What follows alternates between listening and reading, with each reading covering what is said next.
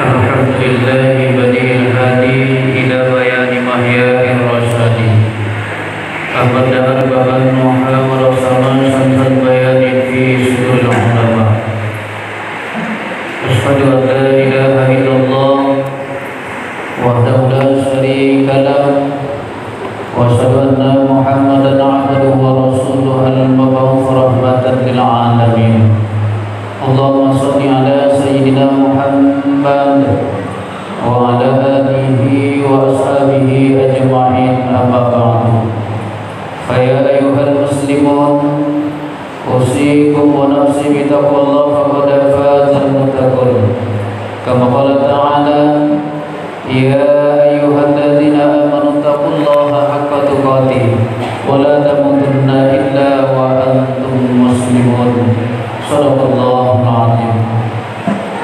Ma'asyiral muslimin, jamaah salat Jumat yang dirahmati dan dimuliakan Allah Subhanahu wa taala. Bersyukur kita kepada Allah dengan mengucapkan alhamdulillahirabbil alamin atas segala nikmat yang telah Allah berikan kepada kita sehingga pada siang yang mulia ini kita bisa berkumpul bersama-sama di masjid yang kita cintai ini dalam rangka berudia kepada Allah Subhanahu wa taala yakni salatul Jumat secara berjamaah.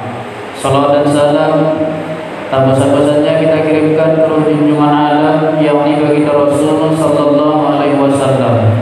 Allahumma shalli wa sallim wa barik alaihi. Hadirin jamaah Jumat yang dirahmati dan dimuliakan Allah Subhanahu wa taala. 3 perniagaan yang tidak akan pernah merugi. Inilah tema khutbah kita pada kesempatan yang mulia ini. Berdasarkan firman Allah dalam Al-Quran surah Fatir ayat 29-30. A'udzubillahi minasyaitonir rajim. Innal ladzina yatluna kitaballah wa aqamus shalah wa anfaqu mimma razaqnahum sirran wa 'alaniyah yarjuna tijaratan lan tabur. Liwafiyahum ujurahum wa yazidahum min fadli innahu ghafurun syakur. Sadaqallahul azim. Kata Allah, sesungguhnya orang-orang yang senantiasa membaca ayat-ayat Allah, kemudian mendirikan salat dan berinfak daripada apa yang telah Allah berikan kepada mereka, baik itu secara terang-terangan maupun sembunyi.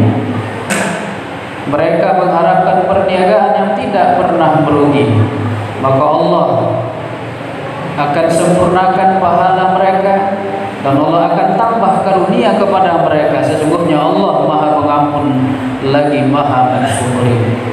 Hadirin jamaah yang dirahmati dan dimuliakan Allah Subhanahu wa taala. Dalam ayat ini Allah menjelaskan bahwa ada 3 perniagaan yang tidak akan pernah merugi. Yang pertama kata Allah, yatluna kitab Allah, orang yang senantiasa membaca kitab Allah. Makna senantiasa di sini adalah terus menerus. Dia membaca ayat-ayat Allah. Ada sebagian kita rajin membaca ayat-ayat Allah, rajin membaca Al-Quran hanya di bulan suci Ramadan. Kita tidak heran karena bulan Ramadan adalah bulan diturunkan Al-Quran. Bahkan banyak di antara kita 10 kali khatam selama bulan suci Ramadan. Ada yang 3 kali khatam, ada yang 1 kali khatam. Bahkan kita lihat para imam-imam mazhab bagaimana mereka giatnya membaca Al-Quran di bulan suci Ramadan. Ada Imam Malik mengkhatamkan Al-Quran 30 kali selama bulan suci Ramadan. Satu hari itu Imam Malik mengkhatamkan 1 kali Al-Quran atau membaca 30 juz satu hari Al-Quran. Ada Imam Syafi'i yang kita mayoritas di Indonesia mengikut pendapat beliau. Wa kana Syafi'i yahtimul Quran 60 marrah fi Ramadan. Imam Syafi'i menghatamkan Al-Quran 60 kali selama bulan suci Ramadan. Satu hari itu 2 kali hatam Imam Syafi'i membaca Al-Quran. Karena Ramadan bulan diturunkannya Al-Quran. Maka sama halnya dengan kita, Ramadan yang lalu banyak yang berkali-kali hatam. Tapi selesai Ramadan banyak juga tidak pernah sekali membaca Al-Quran. Al-Quran dimasukkan ke dalam lemari, dijadikan sebagai pajangan. Selesai nanti 11 bulan ini masuk Ramadan baru dibuka kembali Al-Qur'annya. Maka orang seperti ini tidak termasuk pada golongan yatluna kitab Allah, yang senantiasa membaca kitab Allah. Jadi orang yang termasuk yatluna kitab Allah, senantiasa membaca kitab Allah, orang yang Ramadan rajin membaca Al-Qur'an, selesai Ramadan pun tetap rajin membaca Al-Qur'an. Ramadan berkali-kali dia khatam, keluar dari Ramadan tetap membaca Al-Quran. Ada yang direncanakannya, ada yang dibuatnya planning, berapa satu hari yang harus saya baca, 5 ayatkah satu hari, 6 ayatkah satu hari, 10 ayatkah satu hari, atau 15 ayatkah satu hari. Ada dibuatnya perencanaan, 5 ayat aja kita baca satu hari, maka dalam satu bulan kita sudah membaca 150 ayat, sudah hampir 1/4 juz daripada Al-Quran. Suatu hari seorang sahabat pernah bertanya kepada Rasulullah, "Ya Rasulullah, ayyul amal afdal?" Faqala al-hajj wal murtahil. "Ya Rasulullah, amalan apakah yang paling afdal itu?" Apa kata Rasulullah? Al-hajj wal murtahil. Sahabat bertanya kembali, "Mal hajj wal murtahil ya Rasulullah?" Apakah hal wal murtahil itu ya Rasulullah? Apa kata Rasulullah? "Man qara'a al-Qur'an min awwalihi ila akhirih, thumma yu'awwiduhu qadir tahala." Orang yang membaca Al-Quran dari awal hingga akhir, kemudian diulanginya kembali setelah menghatamkannya, itulah amalan yang paling afdal, kata Rasulullah SAW. Hadirin jamaah Jumat yang dirahmati dan dimuliakan Allah Subhanahu wa taala. Maka hadirin jamaah Jumat, mari kita buat perencanaan. Mari kita buat planning berapa yang harus kita baca setiap hari Al-Quran, sehingga ada batas yang kita tentukan. Sekian tahun harus khatam Al-Quran sekali, sekian tahun harus khatam Al-Quran 3 kali. Berarti ada perencanaan yang kita buat. Jamaah Jumat yang dirahmati dan dimuliakan Allah Subhanahu wa taala. Ustaz, saya baca Yasin setiap malam Jumat, saya baca Al-Waqi'ah Ar-Rahman setiap pagi, bahkan sebelum tidur saya baca Al-Muluk. Bagaimana itu? Bagus. Kita boleh mengambil beberapa surat Al-Quran sebagai wiridan, sebagai wirid kita, tapi jangan lupa tetap membaca Al-Quran dari awal hingga akhir. Hatam, ulangi kembali, hatam, ulangi kembali. Karena itu kata Rasulullah, amalan yang sangat afdal. Sekitar 5 tahun lalu ada itu kejadian di Sukabumi. Tanah pemakaman dalam sengketa, sehingga beberapa makam harus dibongkar dan dipindahkan. Ada yang sudah meninggal 15 tahun, dibongkar, tinggal tulang belulang yang tertumpuk jadi satu. Ada juga yang sudah meninggal 20 tahun, dibongkar makamnya, tinggal tulang belulang yang tertumpuk jadi satu. Tapi ada satu makam seorang nenek yang sudah meninggal selama 30 tahun, dibongkar makamnya, jasadnya masih utuh, bahkan kain kafannya pun tidak rusak. Malahan orang-orang yang memindahkan jenazahnya ketika proses pemindahan makam, semua mengatakan wangi sekali jenazah si nenek tersebut. Sehingga selesai proses pemakaman, salah seorang bertanya kepada anaknya, "Amalan apa yang dilakukan ibunda kalian semasa hidup sehingga mendapatkan keistimewaan di alam kubur?" Salah seorang anaknya menjawab, "Ibunda kami semasa hidup tiada hari tanpa membaca Al-Quran." Mungkin inilah yang dikatakan oleh Rasulullah dalam hadis riwayat Muslim, "Iqra'ul Quran fa innahu ya'ti yaumal qiyamah syafi'an li ashabi." Baca kalian Al-Quran itu, sesungguhnya dia akan datang nanti pada hari kiamat sebagai syafi', penolong, penyapaan bagi orang-orang yang membacanya. Mudah-mudahan Allah nanti menjadikan kita bersama keluarga kita berkumpul di surga Allah bersama Ahlul Quran. Amin ya rabbal alamin. Lalu yang kedua kata Allah, amalan yang perniagaan yang tidak akan pernah merugi setelah senantiasa membaca Al-Quran, waqamus shalah, mendirikan sholat.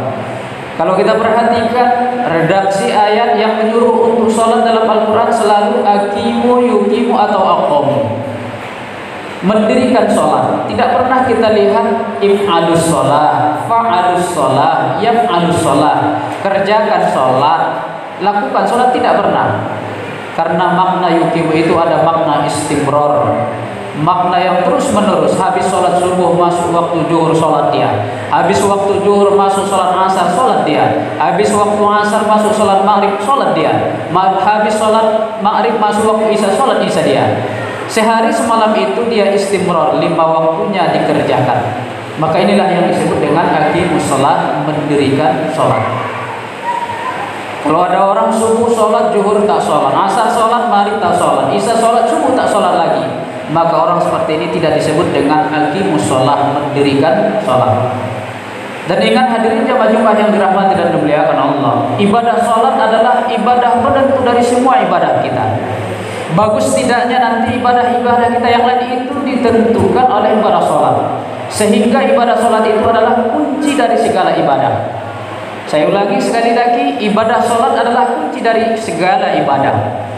Baik tidaknya nanti ibadah zakat kita, ibadah sedekah kita, ibadah haji kita, ibadah membaca Al-Quran kita, ibadah puasa kita, ibadah umroh kita, dan yang lain-lain itu ditentukan oleh ibadah sholat kita. Bagaimana kata Rasulullah dalam hadis riwayat Tabrani, awwalu ma yuhasabu bihil 'abdu yaumil qiyamah as-shalah, fa in salahat salaha sa'iru 'amali wa in fasadat fasada sa'iru 'amali. Yang mula-mula nanti dihisab di hari yaumul qiyamah adalah ibadah sholat kita.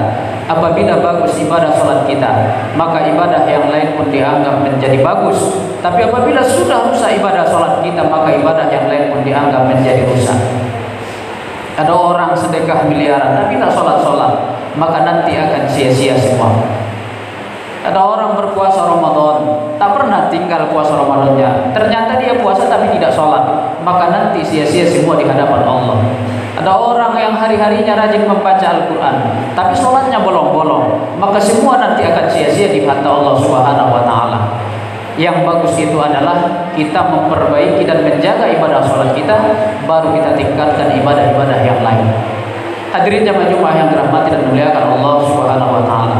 Mari sama-sama kita jaga ibadah sholat kita, ibadah sholat yang 5 waktu, ajak anggota keluarga kita, sehingga nantinya kita semua termasuk golongan orang-orang yang mendirikan sholat, termasuk perniagaan yang tidak akan pernah merugi kata Allah Subhanahu Wa Taala. Lalu yang ketiga, perniagaan yang tidak merugi kata Allah dalam surah Al-Fatir, surah Fatir ayat 29 30. Wa anfaqu mimma razaqnahum sirran wa alaniyah. Orang yang memberi di jalan Allah, berinfak di jalan Allah, baik itu secara terang-terangan maupun sembunyi-sembunyi. Ayat inilah yang menjelaskan ketika kita memberi, lalu kita pamer, lalu kita publikasikan, maka itu boleh selama tidak ada dicampuri dengan riya. Kalau niatan kita memotivasi orang lain, boleh. Ada orang sedekah 100 juta, si Fulan, si Ahmad sedekahnya 100 juta, boleh kita sampaikan secara terang-terangan untuk memotivasi orang lain, atau secara sembunyi-sembunyi juga boleh. Hamba Allah infaknya 100 juta, hamba Allah infaknya 1 miliar, boleh, selama niat kita adalah untuk memotivasi orang lain. Boleh kita memberi, bersedekah secara terang-terangan. Ingat matematika sedekah. Ketika kita memberi, maka Allah akan balas 10 kali lipat. Berbeda dengan matematika kita sering pakai matematika kita. Ketika kita mau memberi, yang kita pakai matematika kita. Uang kita 1 juta, kita sedekahkan 100.000, uang kita akan menjadi 900.000. Itu matematika kita. Tapi ternyata matematika sedekah itu berbeda. Satu yang kita kasih akan Allah balas 10 kali lipat. Bahkan kata Allah, wallahu yudha'ifu liman yasha. Allah akan lipat gandakan tergantung siapa yang Dia kehendaki. Uang kita 1 juta, kita sedekahkan 100.000, maka uang kita akan menjadi 1.900.000. 900.000-nya tetap, tapi yang 100.000 itu kali 10 menjadi 1 juta. Maka sering orang bilang, bersedekahlah kalau ingin kaya, jangan baru sedekah setelah kaya. Kenapa seperti itu? Karena apa yang kita beri akan Allah lipat gandakan 10 kali lipat. Maka orang dermawan sampai kapanpun tidak akan pernah miskin, sekalipun itu orangnya bukan orang Islam. Asal dia memberi di jalan Allah, akan Allah kalikan 10 kali lipat. Karena sifat Ar-Rahmannya Allah itu berlaku untuk yang muslim dan yang bukan muslim. Sementara Ar-Rahimnya Allah nanti hanya untuk orang-orang beriman di akhirat. Satu yang kita kasih akan Allah balas 10 kali lipat. Mungkin kita pernah dengar sejarah atau pernah dengar kisah. Di antara sahabat Rasul yang paling kaya raya adalah Abdurrahman bin Auf. Suatu ketika dulu berhalaqah bersama Rasulullah, lalu Rasulullah bersabda, wahai sekalian sahabatku, di antara kita yang berhadir ini, yang terakhir nanti masuk surga adalah Abdurrahman bin Auf. Sahabat bertanya, ya Rasul, bukankah Abdurrahman bin Auf rajin sholat, rajin puasa, bahkan sedekahnya lebih banyak dari kami? Karena Abdurrahman bin Auf yang paling kaya di antara kita ya Rasulullah. Apa jawaban Rasulullah? Abdurrahman bin Auf terakhir nanti masuk surga karena dia lebih banyak, lebih lama hisabnya, karena lebih banyak hartanya. Abdurrahman bin Auf pun merah mukanya. Setelah sampai di rumah, Abdurrahman bin Auf mencari cara bagaimana biar jatuh miskin. Kebalikan dari kita. Kalau kita sampai ke rumah pulang dari bekerja, mencari cara bagaimana biar kaya, besoknya lebih kaya lagi, bahkan kalau bisa 7 turunan harta kita tak habis-habis. Tapi Abdurrahman bin Auf tidak, mencari cara biar jatuh miskin. Sehingga tak beberapa lama kemudian terjadi peperangan Tabuk. Para sahabat pun berangkat. Setelah pulang dari peperangan Tabuk, kurma sahabat membusuk. Yang biasa dijual untuk kehidupan sehari-hari tak laku lagi dan tak ada lagi harganya. Maka ketika itu Abdurrahman bin Auf membeli semua kurma busuk para sahabat, sehingga Abdurrahman bin Auf pun jatuh miskin. Abdurrahman bin Auf pun berbahagia. Begitu juga dengan sahabat, berbahagia karena kurma busuk mereka laku. Tapi apa yang terjadi? Janji Allah, 1 yang kamu beri akan dibalas 10, masih berlaku sama Abdurrahman bin Auf. Tiba-tiba datang utusan dari kerajaan Yaman. Di Yaman terjadi wabah. Satu-satunya obat yang bisa mengobati wabah ketika itu hanyalah kurma busuk. Akhirnya kurma busuk Abdurrahman bin Auf dibeli semua oleh utusan kerajaan Yaman, dan harganya 10 kali lipat dari harga yang dibeli Abdurrahman bin Auf dari sahabat, sehingga Abdurrahman bin Auf pun kembali kaya. Hadirin jamaah Jumat yang dirahmati dan dimuliakan Allah Subhanahu wa taala.